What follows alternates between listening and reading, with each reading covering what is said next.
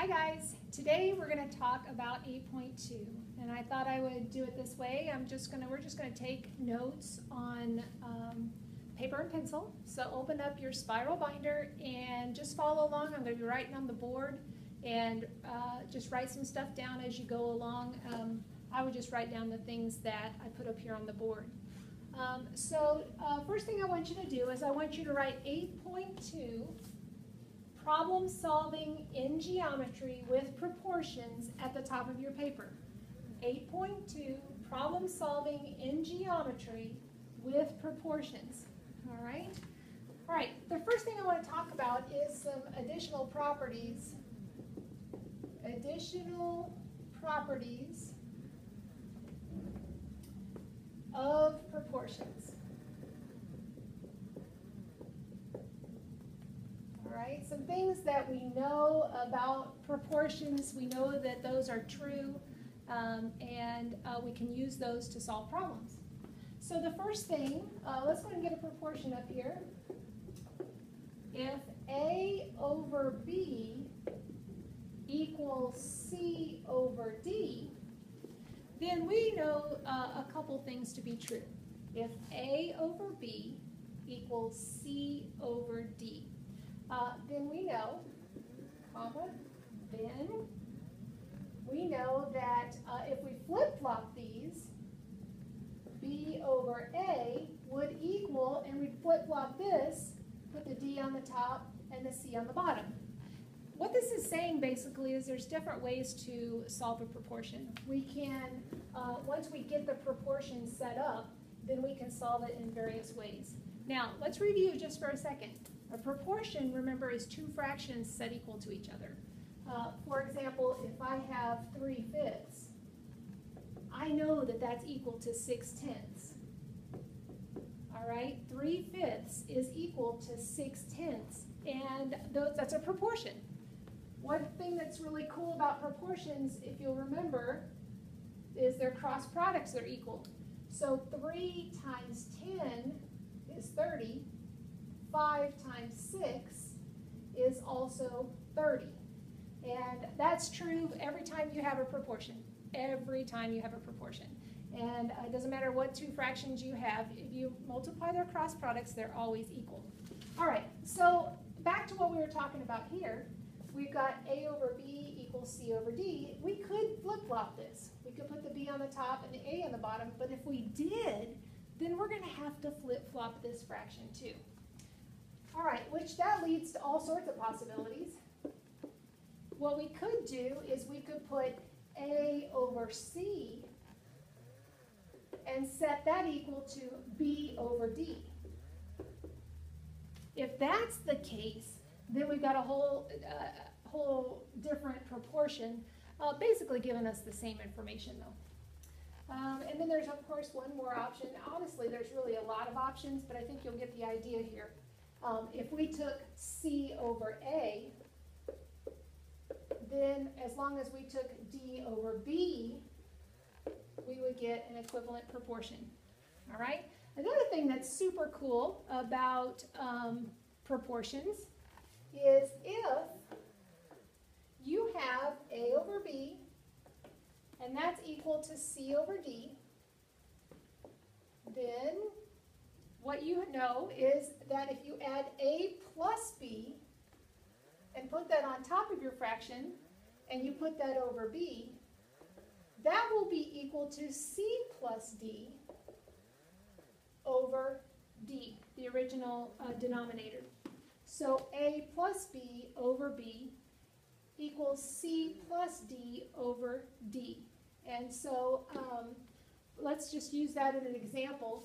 Let's say that we have 4/7 and we know that that's equal to 8/14. If we add A plus B, then we would add these two numbers together. 4 plus 7 is 11 over 7. And we can set that equal to C plus D. So add these two together, I get 8 plus 14 is 22. Put that over the original denominator, 14. And if you look, you again get a proportion from that example. 11 over 7 is equal to 22 over 14. And that makes it equal. Okay, another equal proportion. All right, now I want to do a real life example. The title of this lesson is Problem Solving in Geometry with Proportions. So we should probably solve some problems. All right, let's look at example 2, and this is coming straight out of your book. We're going to draw a triangle, and this triangle has another triangle nested inside it. And we're going to call this point A, this point B, and this point C over here. And then down at the bottom, we'll have D and E. So hopefully you're able to see that drawing okay. We're going to say that the distance of AB is 16. The distance of AC is 20. The distance of CE is 10. And the distance of BD is X. Now, you can see right here that if we're going to try to figure out what X is, there's actually several ways we can do this. But if you think of this as similar triangles, you notice you've got one triangle inside there, and then you've got another triangle here. And when you pull those apart, you get two similar triangles. All right, here is your triangle ABC, and here is your triangle ADE. All right, some people can see the triangles without pulling them apart. Some people need to actually pull those apart. And if you pull them apart, then you'll want to go ahead and number. My 16 would have been here. My 20 is here. Now, AD, the length of this side, would be this entire side here. So I'm looking at 16 plus the X for this length. And then, of course, the other side, AE, would be 20 plus 10. So I'm thinking that's 30 right there. All right, now if we're trying to figure out what X is, it's pretty simple if you just set up a proportion. So what we're going to do is we're going to take this side, and we know it compares to this side. So I'll put 16 plus X and compare that to its corresponding side here. And then the 30 should go with the 20. They are corresponding sides. They should be proportional to the two previous sides. So we'll set 30 over 20.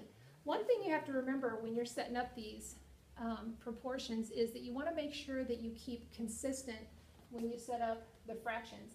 In other words, since I went big triangle to little triangle on this side, then I would want to make sure I put big triangle over little triangle on this side. So big over little equals big over little. Now, you can be creative with that. We saw right at the very beginning of the lesson, I rearranged those proportions, and I showed you we've got a variety of ways we can do that, and they're still equal proportions. Well, I can rearrange this a little bit. What you do might be different than what the guy next to you is doing, but you still end up with the same answer. So for example, I could do I could put this number on the top, the 16, and put this on the bottom of my fraction. But if I did, then I'd have to reverse these also. So there is a wrong way to do it. If you do it wrong, then you're not going to get the correct answer. So you have to be careful. So as long as you stay consistent, you'll be fine. All right, so that is just an example. I guess I should finish this real quick. Let's cross multiply. If you remember right, to solve a proportion, you cross multiply. So we would want to multiply these two together. 20 times, and I'm going to put this in parentheses, 16 plus X, and set that equal to this cross product, 16 times 30.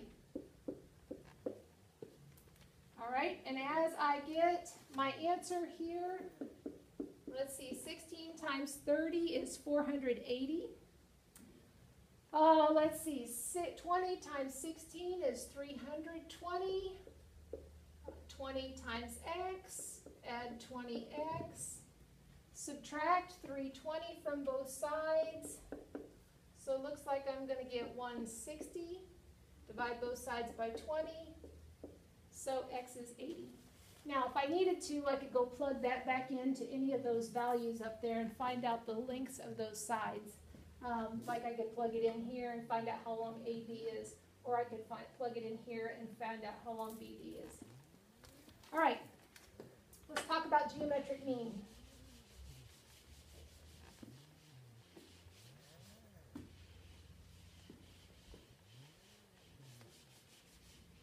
All right, geometric mean. Before I talk about geometric mean, let's talk about arithmetic mean. Let's review. Okay, arithmetic mean. I know you know what arithmetic mean is, but I'm pretty sure you just called it the mean. Do you remember the mean, the median, and the mode? That's the mean is the arithmetic mean. When you add all the numbers up and divide by the number of numbers, that's arithmetic mean. Most teachers don't say, hey guys, we're going to figure the arithmetic mean, because too many words. People just like mean, median, and mode, and it keeps it simple. But technically speaking, the arithmetic mean is when you find the sum of the numbers and divide by the number of numbers. All right, it's typically the thing we used for average. All right, the average of those is pretty much what most people, the general population, would call that. All right, so the geometric mean,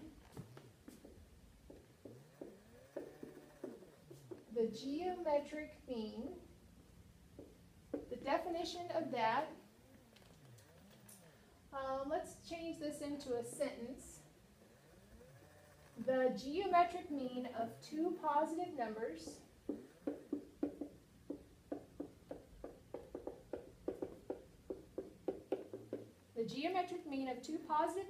A and B is the positive number x,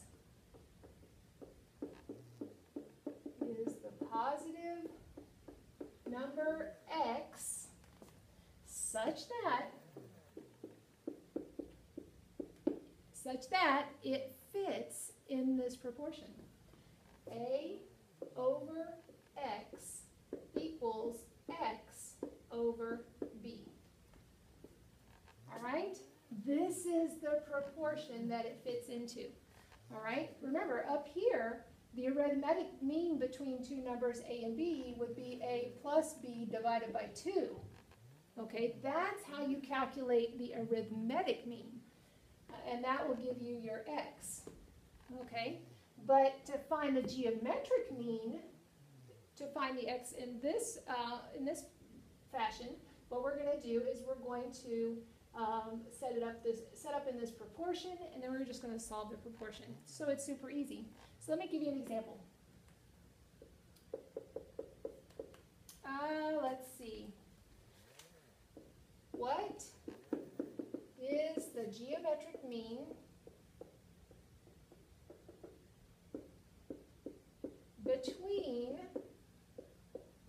1 and 9? Question mark.